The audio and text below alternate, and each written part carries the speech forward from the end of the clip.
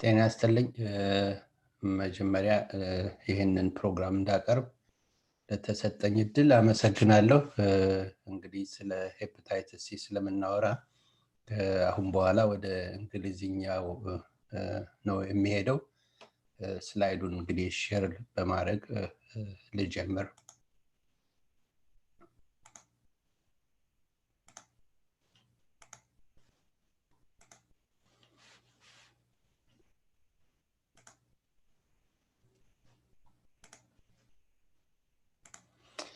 All right.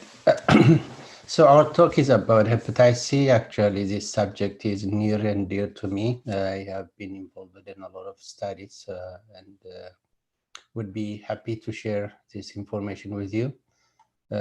Let's start with the global distribution of hepatitis C. It's a huge virus, even though it doesn't match global prevalence of hepatitis B, which is estimated to be 257 million worldwide. Hepatitis C has its own share at 71 million.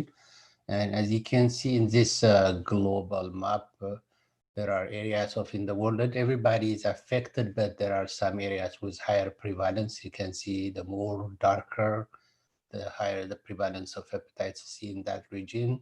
I have to admit I don't have the data for hepatitis C for Ethiopia as such, but practicing in Washington, D.C. has taught me that there is enough hepatitis C among Ethiopians. For some reason, I don't know why the people I see from our own country are elderly. And at one time, actually, I had a project where I had to do hepatitis C point of care testing with finger pricking in football games and other Ethiopian venues. And among the young, couldn't detect any hepatitis C. I only picked a few people from the elderly. So it looks like transmission and other reasons maybe or may have affected the elderly. So let's talk about this virus.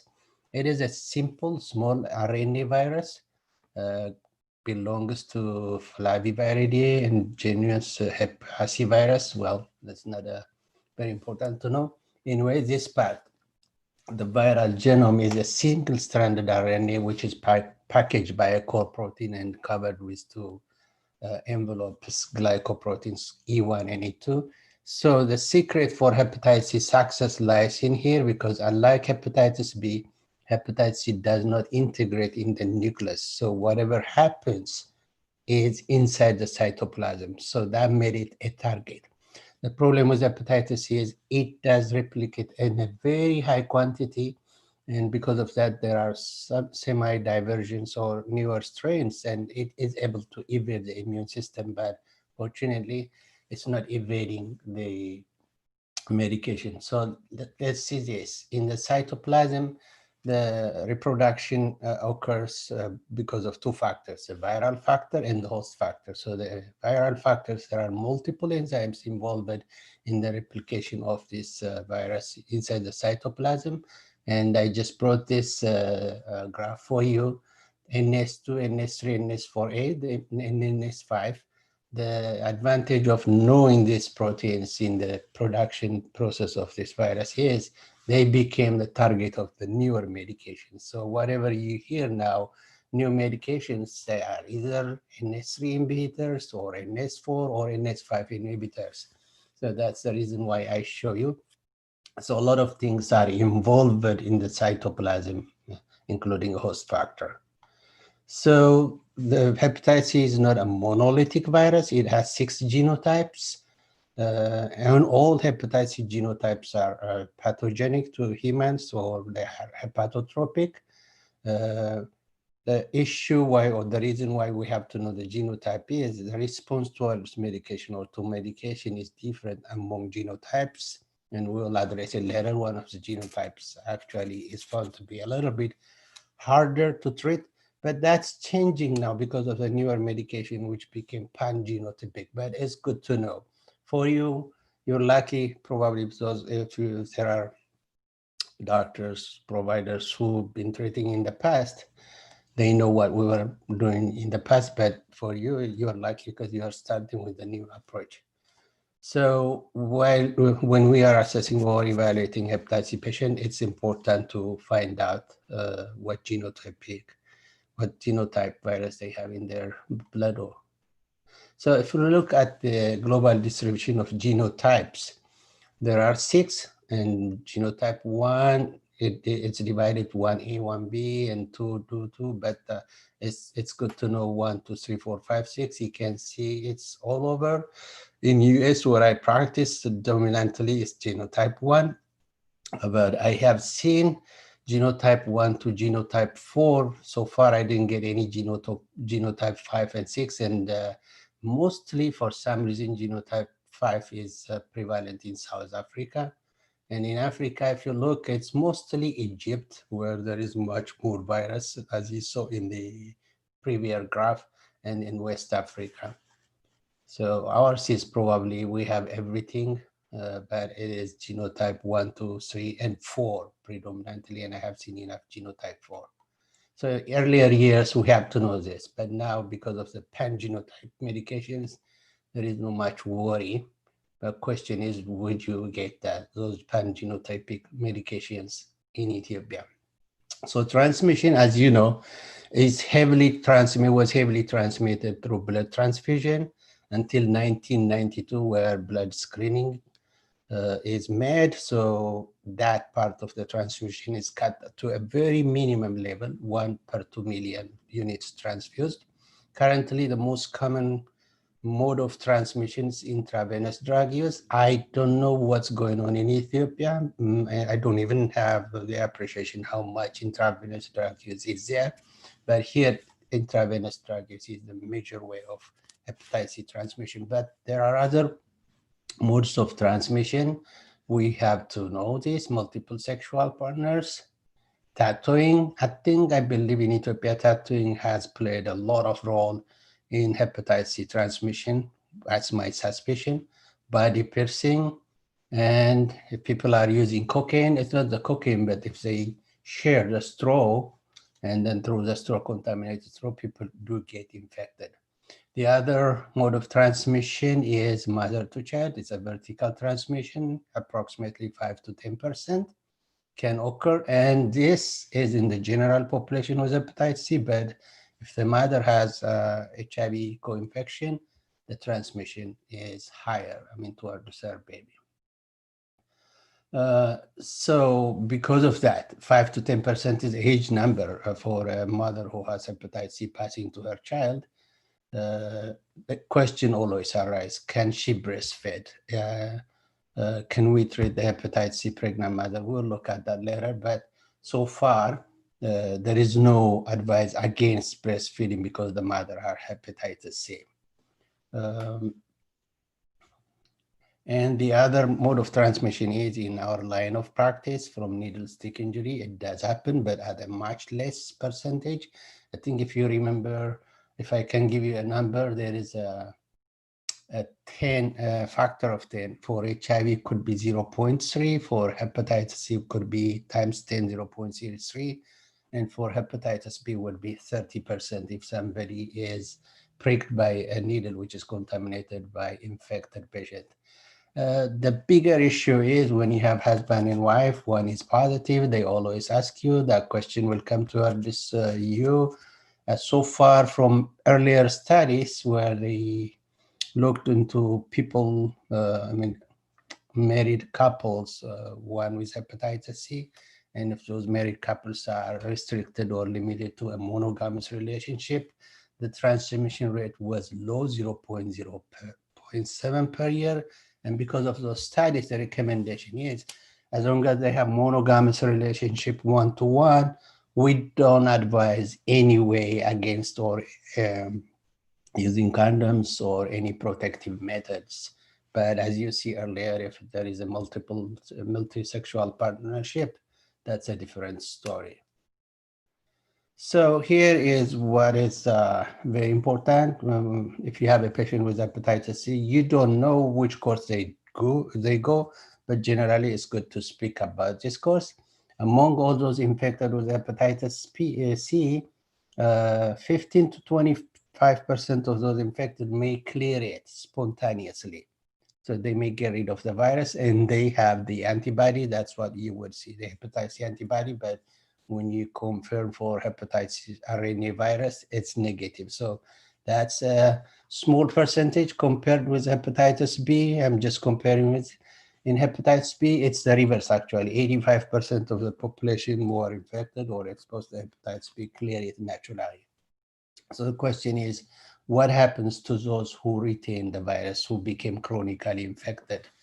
So among those who are chronically infected, which is, like I say, 75 to 85%, 20% of the patients may develop cirrhosis in years. This is a year's story, within 20 years. And it goes up to 30% within 30 years. If they have cirrhosis, cirrhosis-related mortality ranges from 2 to 5%, but this is not a homogeneous. We will see in some people the progression may be faster, in some people the progression may be lower. Now, the bigger issue, actually, the major issue, even in my line of practice, is hepatocellular carcinoma. In hepatitis C case, in people who have advanced fibrosis because of hepatitis, the risk of developing liver cancer is a little bit higher, and it is estimated to be from 3% to 10%. That's one thing, actually, you're going to monitor and watch your patients for. In US, chronic hepatitis C infection has become the leading cause of liver transplantation. And that is towards the economy, it's affecting the economy too. So here is a picture, if just for your, for you to remember the pictorially. So it's normal liver, hepatitis C infection, 55 to 85% of patients will go to chronic phase. And among those, 20 to 30% will develop cirrhosis. So like I said, if somebody has cirrhosis or advanced fibrosis, the risk of developing HCC, which is hepatocellular carcinoma, and end-stage liver diseases, a little bit higher. You can see in this slide, hepatitis C, hepatocellular carcinoma is 1 to 4%, and chronic liver disease is 2 to 5%. This is the natural history of hepatitis. This is what you keep in mind. So if you have a patient, but the thing is, there is no way to find out who goes this way, who goes the other way, unless you evaluate them. So that we will talk later. So like I said, in some people, cirrhosis may come sooner. In some people, cirrhosis may be delayed, but there are factors which help at the get-go. If somebody is infected, what would help them to clear the virus, to become those 15 to 20%. If the infection occurs at a younger age, they tend to clear it more. For some reason, female or women clear more than men. And in US, what we saw is, if when it comes to race, anybody who's not African American tends to clear the virus more. We don't know the reason why. And then in the human side, there is this genotype called IL-28P. We used to check that before when we were dealing with earlier therapeutic modules. And if somebody has a CC genotype, they tend to clear it for. And the other issue is, if somebody is infected during the acute phase, they have a serious or a little bit stronger reaction, or they become symptomatic, they tend to clear it more. And if they are infected, the progression towards liver cirrhosis or end-stage liver disease is facilitated by these factors. If somebody is infected at an older age, they tend to keep it and they progress faster. Duration, increased age is a huge factor regardless of how long they have the infection. Male sex, like I stated earlier. Heavy alcohol use, no surprise.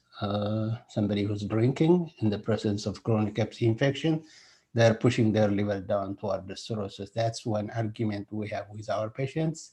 And if there is co-infection with HIV and hepatitis B also, that's a well-documented thing. They tend to progress faster toward the cirrhosis. Hepatic steatosis is a big issue now because of obesity. So I don't know anything, probably in fewer section of the population, there may be hepatic steatosis, but it's not necessarily a matter of obesity in some patients. I think that would be, in coming years, it would be a huge issue. And if you look at metabolic factors, insulin resistance, presence of insulin resistance actually would lead to faster or progression of the infection toward the cirrhosis. So among this, I would like to share with you some good news. I don't know, we kept looking at this data or report, which states that coffee is helpful in liver cirrhosis. They have looked into different studies, and one of them was a prospective study, which is a good one when you have a prospective study rather than a retrospective.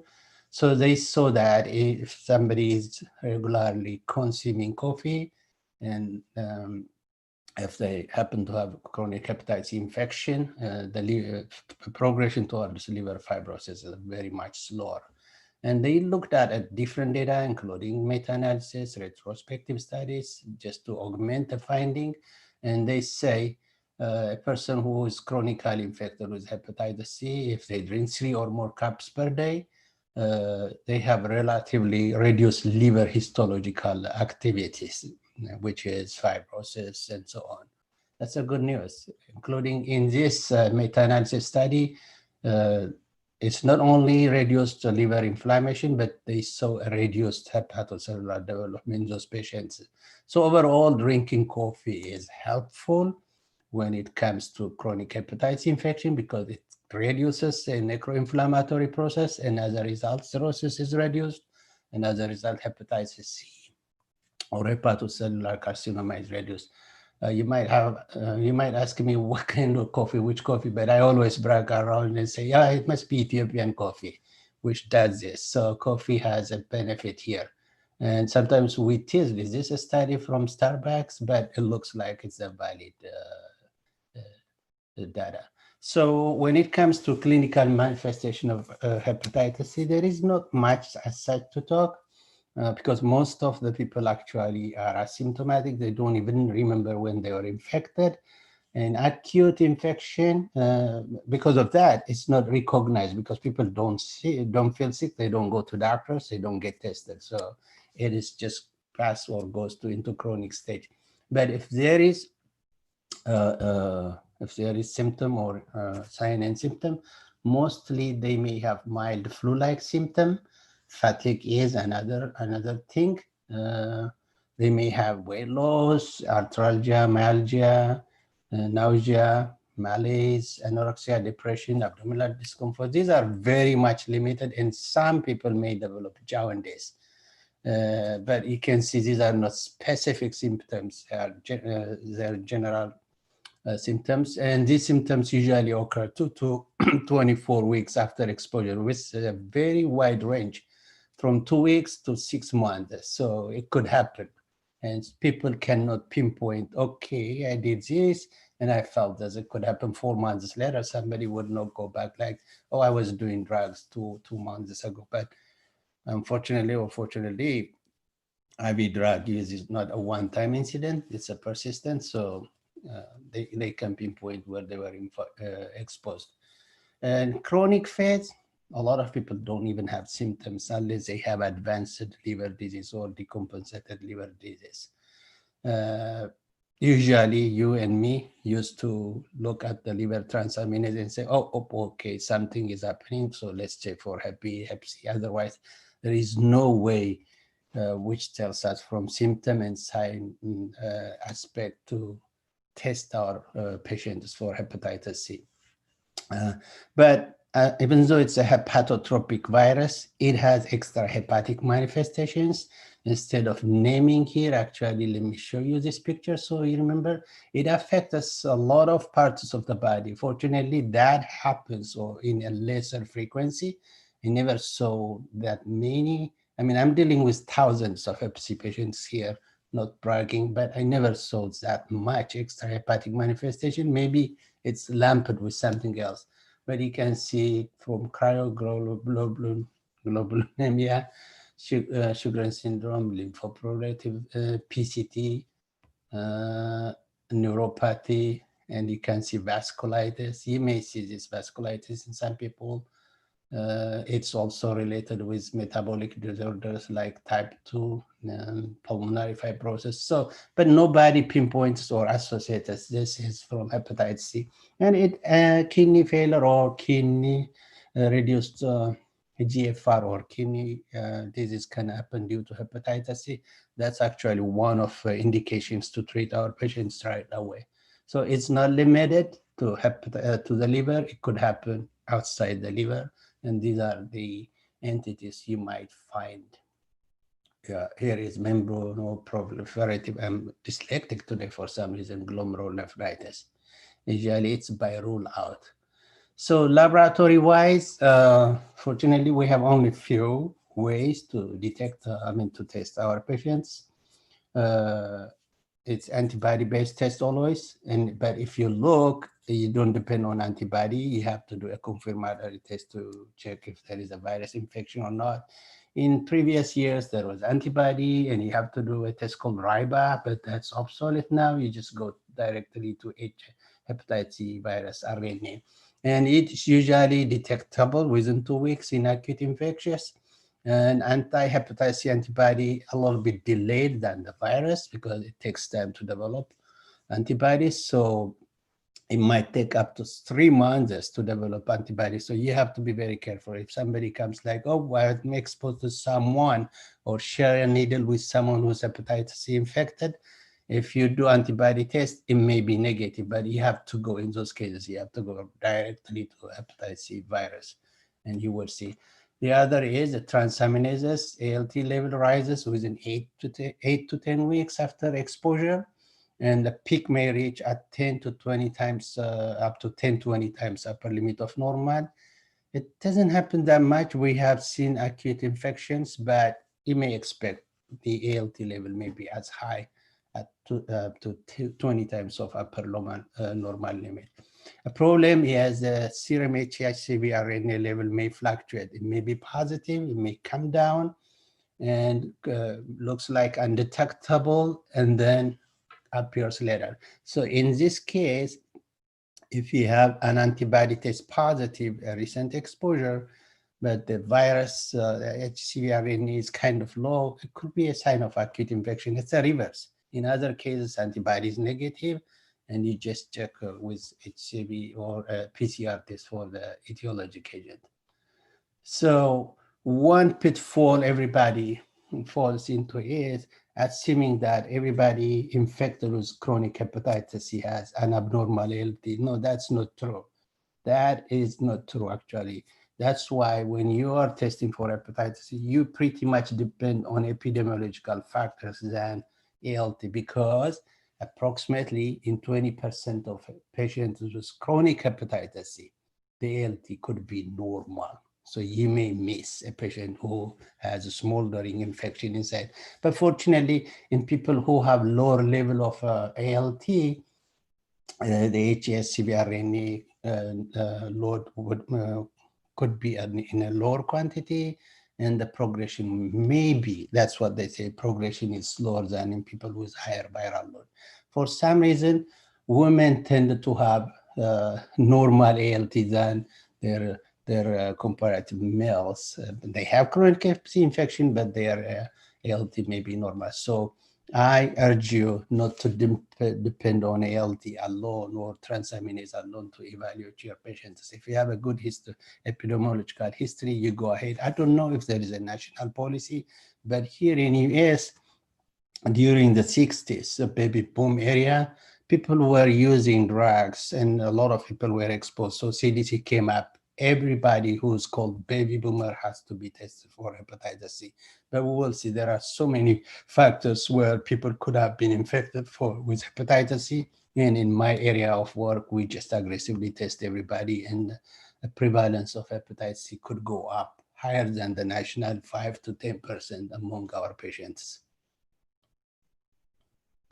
Here is what is the story. I guess 25 years ago, they discovered the virus, and that was celebrated some 4 years ago in CDC, and I had the privilege to be there.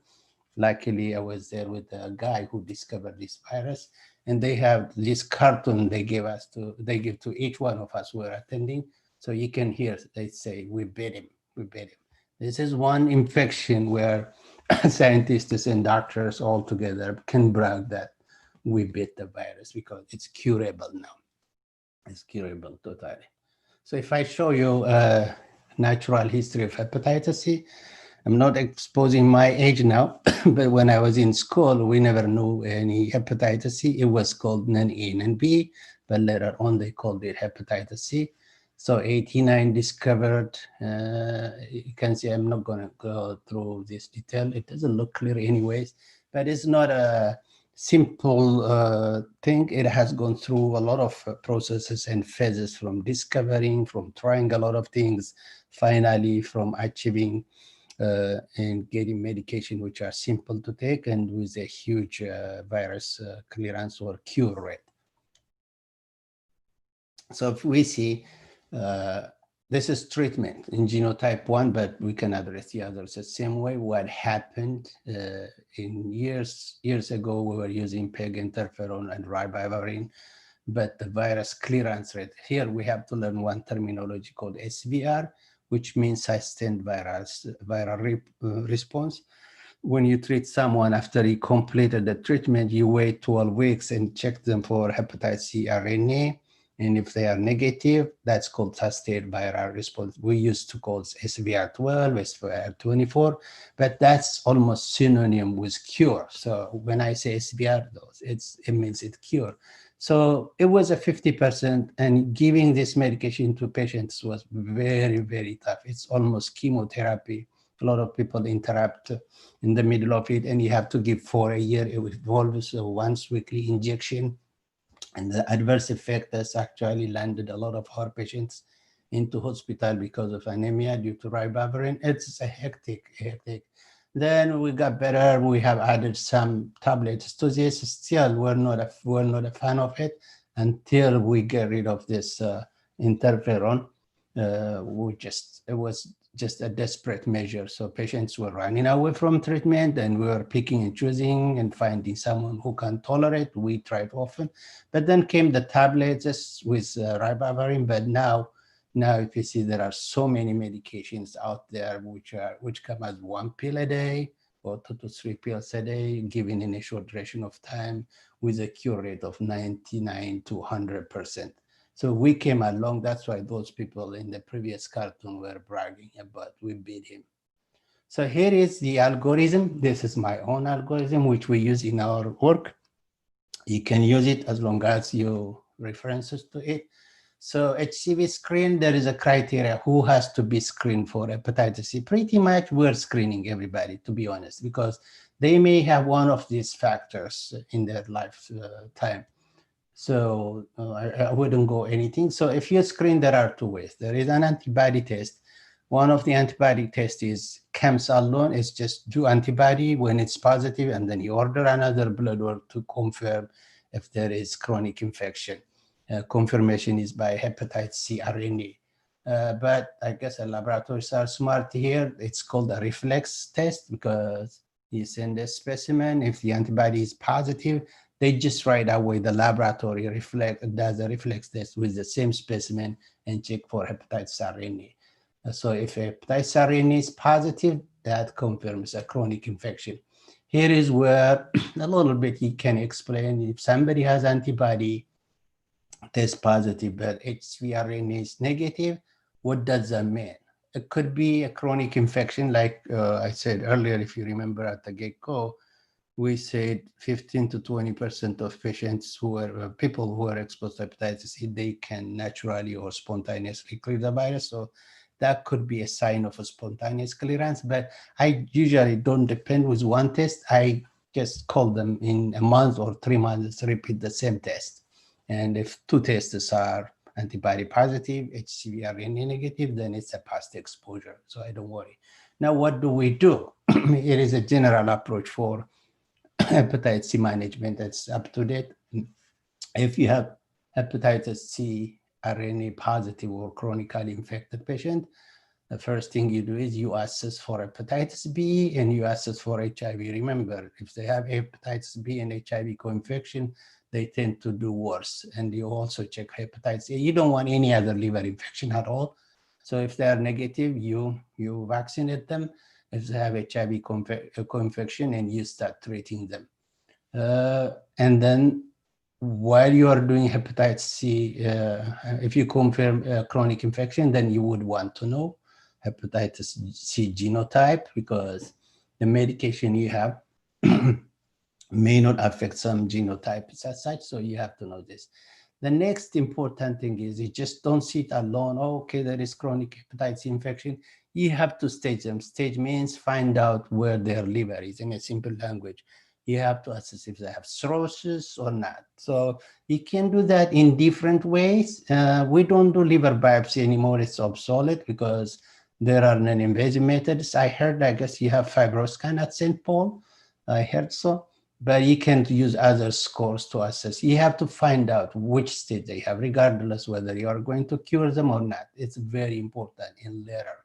So counseling actually involves abstinence. You have to advise them against passing it to others and avoiding also hepatotoxic medications. Here actually, it's even if you don't treat your patients, you just evaluate them and you find out that they have stage 2, stage 1, or stage 3 or 4. That's when you tell them to stop alcohol. You convince them that they have a damaged liver, and if they keep doing what they were doing, they would go worse. Why? Because they are not symptomatic in all these cases. Only few people have symptoms. It's a common symptom or complaint patients have in chronic hepatitis infections, probably fatigue, but they don't appreciate that. So they don't think they have a liver disease until you do some tests and show them. So I use my fibroscan machine, ask them to turn their head towards the machine, and I tell them, look, you have stage 3 or you have stage 4 liver disease. Look, your liver is going to rot. Unless you stop alcohol, it will be difficult. So most of them, like, they look at the machine and say, hey, doc, okay, I heard you very well. So once you have staging and confirmed, you go towards treatment. I'm not going to go in detail with treatment. There are labs and other things you do before treatment. Once you cure, you do a follow-up. In patients with stage 3 or 4, you remember, if they have cirrhosis, they tend to develop the liver cancer. So that's where the monitoring comes. So you have to monitor them, follow them. You can look at this algorithm carefully later on. I can even send you the PDF format through Dr. Salam if you want, but this is what we use because it came out of a different guideline, and this is what we practice in our area. So if you have to assess your patient for cirrhosis, like I said, there are different options. Liver biopsy, you don't do it, but you use what we call FIB-4 score. If it's above 3.25, you can tell, well, this patient might have cirrhosis. What happened in USC is when the medications came out, they were so expensive, there was a sort of rationing, treating people who have advanced liver disease and leaving those with earlier disease. You may face that because of economic capacity. And the other one is fibroscan, and you can see also a blood test called fibrosure, where you indirectly can calculate the liver stage. I'm not a fan of this because it's very, it's not consistent. If you eat, it would go high, and so on. And then you can do also imaging study, casual or incidental finding. You would see on CAT scan or MRI or in ultrasound, you would see the nodularity of the liver. And if platelet count is less than 150,000, you must suspect. So if you have some prior liver biopsy, if you did, you know your patient. Now for score calculation, nobody would memorize all score calculations. There are tools on the web, and I have put this one link for you where you can go in. You go to the web, you put your patient's data, and they give you a FIB-4 or APRI score, other scores to assess the liver stage. That's very important. Okay.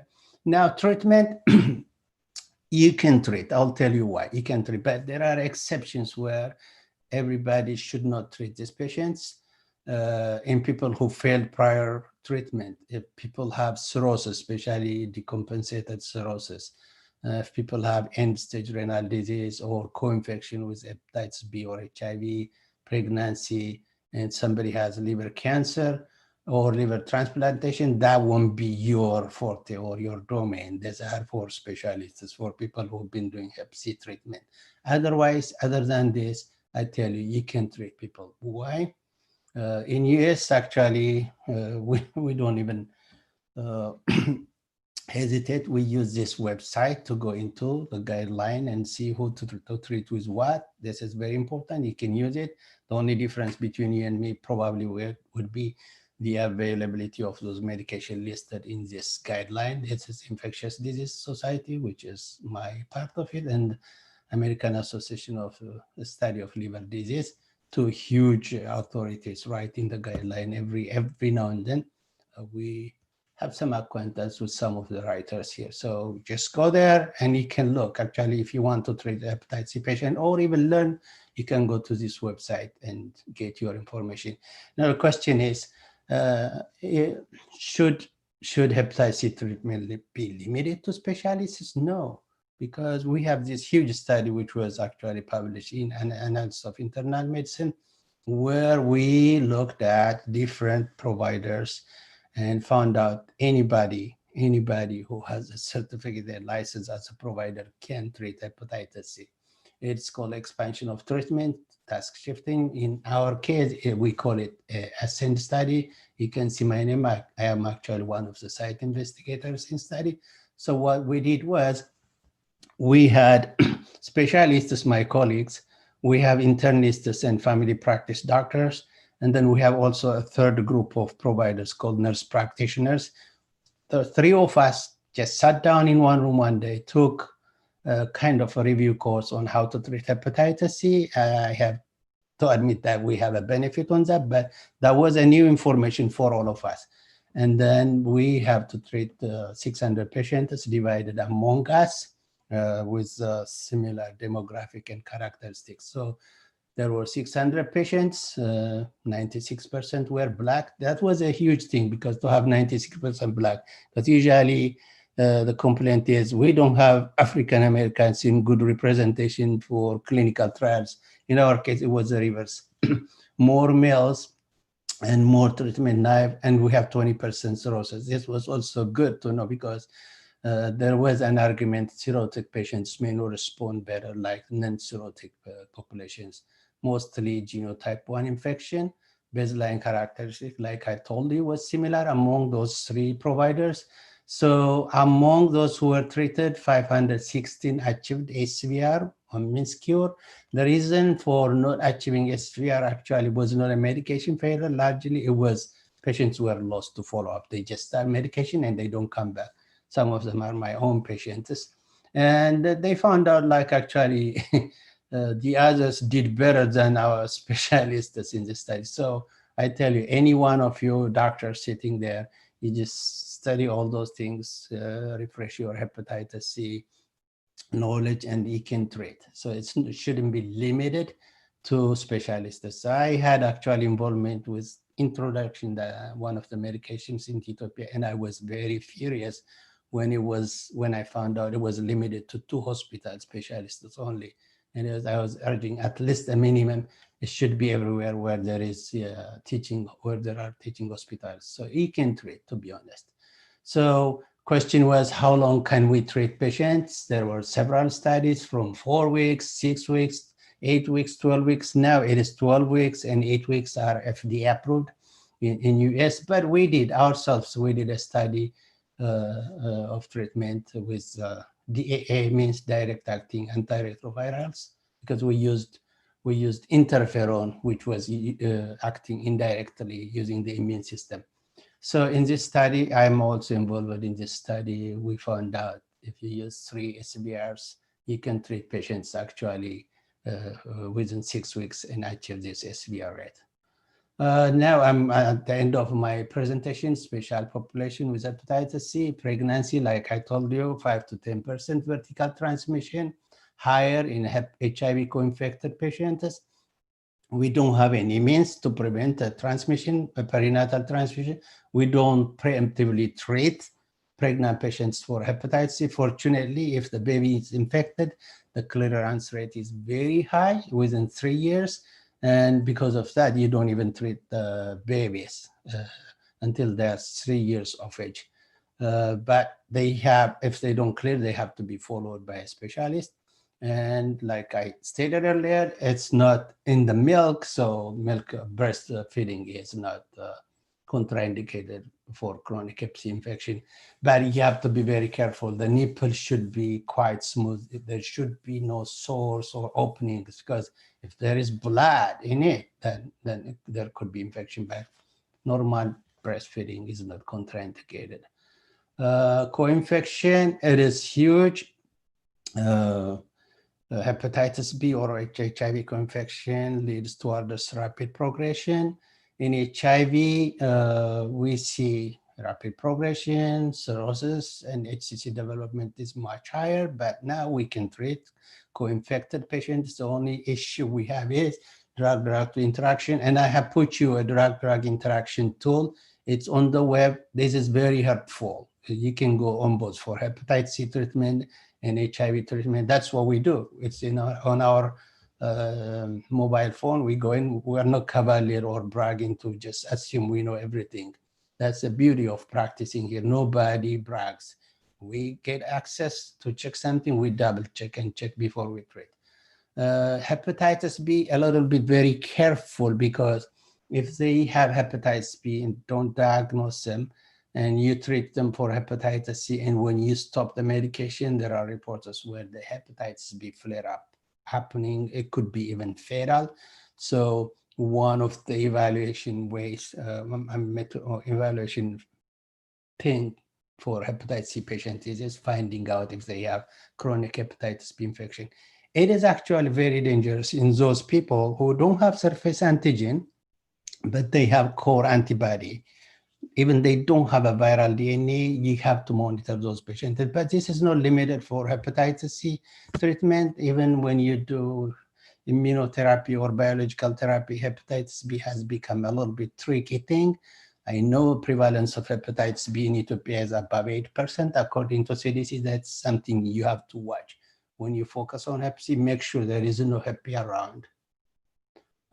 This is what it is. One of the other issues is alcohol use. For some reason, people with chronic hepatitis infection tend to drink. They're not symptomatic. That's the reason why they go to cirrhosis and HCC faster. So that's where actually you have to, even if you don't have Hep C treatment, you have to stop alcohol use. If you do that, you are helping them in reducing the progression of hepatitis C in this patient. There are multiple studies showing alcohol and hepatitis C combination are bad, totally bad. And in the past, actually, alcoholic liver disease was a primary reason for liver failure or mortality related to due to liver disease. But now hepatitis C has overtaken, but still when both are combined, it's a bad outcome. So I use this actually to treat our patients who are alcoholic. Now, they looked at how much alcohol would be deleterious to the liver. Generally, I love a statement which came out stating that there is no safe level of alcohol for patients with chronic hepatitis C. So I'm not gonna deal, if you drink this much, it's better. If you drink this much, not better. Clearly, in patients who have advanced liver disease, it should be a strict advice to stop alcohol. People with established cirrhosis should definitely abstain. For the rest of them, there is negotiation, but for me and you, it's just don't touch it. I say, don't even smell it. That's what I say, because we clearly know it has a deleterious effect. It's one of the progression factors towards liver cirrhosis, and as a result, the liver cancer. So generally, this is the last slide, I hope. When we're using interferon ribavirin, we're wondering if the fibrosis gets better, if the liver indices we call necroinflammatory process will get better. We see that the LT normalizes and everything, but we didn't treat that many patients because of the adverse effect of that regimen. But when we came into this newer medication, I myself, I'm seeing a lot of things. The LT would go to normal level as soon as the virus becomes undetectable. And we usually check actually the virus in 4 weeks. We call it early viral response, but we don't use that terminology anyway. Viral response at week 4, that's a kind of a telltale sign where the patient will go. Would they go to SVR, or will they have relapse? So in those patients, you can clearly see the transaminase is normalizing. But in those who are cured, we see the albumin getting better, the liver volume going up, the other inflammatory markers reducing. And there was a question, what happens to fibrosis? It could be anecdotal from my side, because we fibroscan patients before treatment and we fibroscan patients after treatment. At your surprise, people who have F3, F4, what we see it, they regress to a better liver state. So it clearly helps us. And because of treatment, now we have a reduced cirrhosis, and as a result, HCC development. There was a question, I don't have to put it in a nice way. Once we treat, we follow those patients, and we were finding a lot of our patients were getting hepatocellular carcinoma. We were wondering if the treatment did something to it. They went back, look at it, and they said, no, there is no association between treatment and increased incidence of HCC. Probably we're following them much more than in the past. So overall, it's a very good win-win approach. You screen them, treat them, and then you kind of increase the quality of life of your patient. And then if you kind of broaden it, the national budget in treating people with chronic liver disease, people with end-stage liver disease, people with hepatocellular carcinoma, including liver transplant, which you may not do there, are kind of reduced because of treatment, especially now when you treat everybody. So economically, health-wise, in every aspect, hepatitis C treatment is beneficial, and it could be achieved with pills for 3 months or for 3 months or 2 months. Question and the problem is always, or the challenge is access to those medications. So overall, this is my presentation. I try to make it shorter. We could have talked a lot about it, but that's pretty much. Thank you for your attendance. Somebody has to guide me if there are any questions here. Hello, doctor. Can you see the chat box? Yeah. Yeah, I'm looking at the chat. Okay. Okay. All right. The first question is there any development of vaccine for HCV? Clearly, the person who was asking me knows that there is no vaccine for hepatitis C. I don't think they're going to work on hepatitis C vaccine. More of it is now much more on screening patients or people who are infected and treating them. And you can hear actually this slogan in hepatitis C, unlike other infections, elimination of hepatitis C. So the plan now is to eliminate hepatitis C through treatment than developing a vaccine. And it's achievable. We saw it in Washington, D.C. It was a dream because we're giving injection, we're praying for a pill, and not a year, just in few months, and it's happening. So if there is an access, hepatitis C is one of the viruses which could be eliminated. And question number 2, there are patients who took a complete course of DAA but still test positive for the virus with a high viral load. What could be the possible explanation? I just skipped one. I don't know which genotype you are talking. We found out genotype patients with genotype 3 or genotype 3 virus is a little bit resistant to clearance or cure. That could be the reason.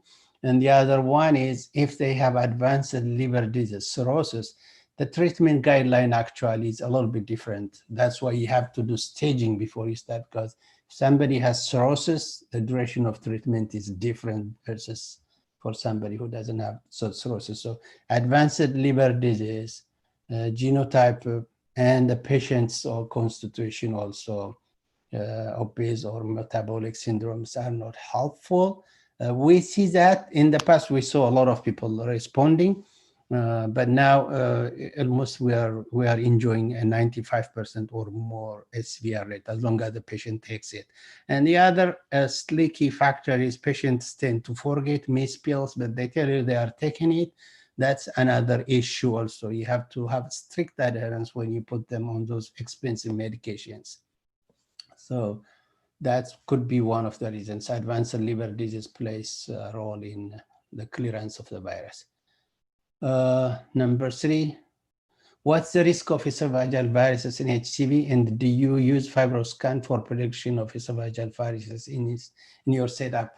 If you see the algorithm, if a patient has a stage 1 or 2 on fibroscan, or even liver biopsy, we don't send them for esophageal varices. We call it surveillance endoscopy. We know that the earlier the stage is, the lesser that they would develop esophageal varices. But in patients with stage 3 or 4, they tend to have esophageal varices. That's where we start monitoring. That's a prediction, advanced liver disease. Or unlike hepatitis B, which is tricky, anything can happen at any stage. In hepatitis C, it looks like the more fibrosis they have, the complications could occur later, including HCCs, varices, or end-stage liver disease. It's clear. What is good in this is, I didn't bring it to in this presentation for in the interest of time. If people are treated early and cured, they reported actually the varices kind of got better. But if there is a point where actually varices could be a further stage and you cannot help it. So fibroscan, yeah, because if you do fibroscan and they have stage 3 or 4, that's where you send them to the GI doctor for endoscopy. I think I saw these 3 questions. I don't see any other question. Let me see. So please mention your website and other platforms so people can get more information. So what I can do for you is actually, let me share this. What I can do for you after this presentation. This is my website. It's called gashals.org. It's an Amharic, trying to educate people. So, but I promise to put all those websites I mentioned in this presentation. I will put them on our website so you can frequently go get access. You can copy the link and then you can use it. There is a guideline website. There are tools for drug-drug interaction. I think there are other tools also, or a score calculation. There are 4 tools you can get from the web access. So I promise to do that. Let me see if there are other questions. I think that's pretty much, I guess if the host can send me out, I'm done at the end of my presentation. It's a huge subject. We can come back and discuss more. There are multiple articles, published articles. Fortunately, I had good participation toward that because I collaborate with National Institute of Health, University of Maryland, and we have in our setting, we have more than 6,000 Hep C patients. So we did what we can do in studying and treating them. But this is something we can bet even in Ethiopia. What I advise is doctors get together, form some association, and we'll work with the government to get easy access, because what I know is companies which sell their drugs at a higher or high price in US and Europe would allow you to get in a much lower price. When a drug called Harvoni came out, India and Egypt were very successful in getting the price at a much lower. And by the time we were talking about Ethiopia, Egypt had treated 60,000 of her patients and cured them. So if you even include patients who have chronic hepatitis C, form association and press the government to get those medications at a cheaper price. I remember that drug in US by then was $90,000, almost 1,000 per pill.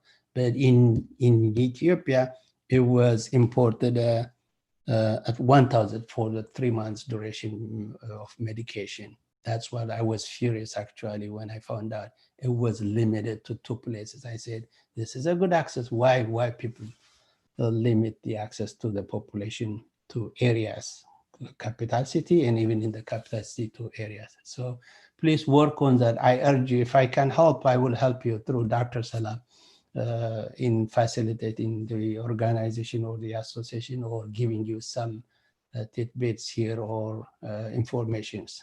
That's how you can actually eliminate or address, at least, because we get referrals or patients coming from Ethiopia with advanced liver disease and hepatocellular carcinoma. I have seen enough, and I'm like scratching my head. I wish they were treated earlier. This couldn't happen. So work on it. Thank you again. I will Thank be. you. Thank you very